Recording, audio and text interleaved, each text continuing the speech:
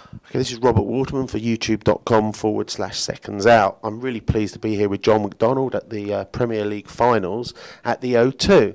And I just thought it'd be a great opportunity, John, to ask you about the Froch fight coming up against Groves this weekend. And it's funny because as we just speaking coming here, we saw that he fought Kessler here.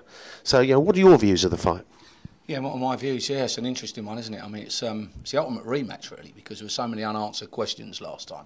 I know people got very, very upset and very excited about the last fight, and there's probably only one person that can answer all of those questions. That would be the referee, Howard Foster, although I've worked with him in recent weeks, so I still haven't got round to asking him what he quite saw that evening that we maybe didn't.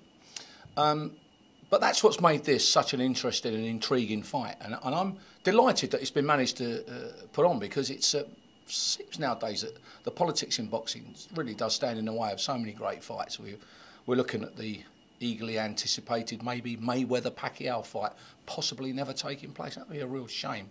So it's on, and we're just a couple of weeks away, and the big question is, of course, who's going to win? Now, if we all knew that, we'd all pick 6 numbers every week, wouldn't we? And we wouldn't be doing this job. So who's going to win? I mean, it's a real pick-'em fight, I think, for me.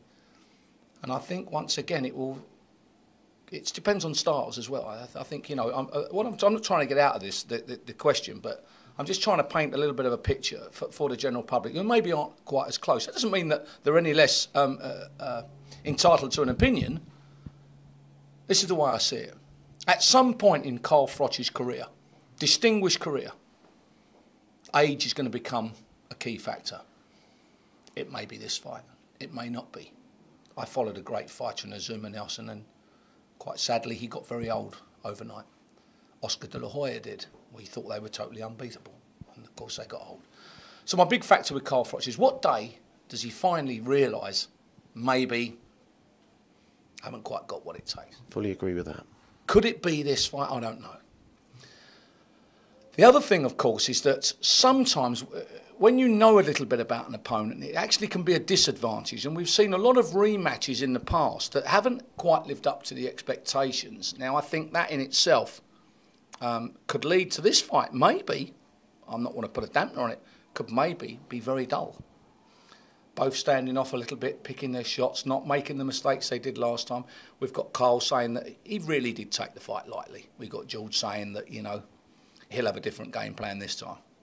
Personally, I think there's only one winner. I think that's the boxing general public. And that's not me sitting on the fence. I genuinely believe this is exactly what boxing needed at the right time. 80-odd thousand people, live around the world. It shows there's a great interest in our sport. So I'm very, very sorry to everybody. I can't pick a winner, and I really can't. But at the end of the day, boxing will be the winner. John McDonald, couldn't agree with you anymore. Thank you very much. My pleasure.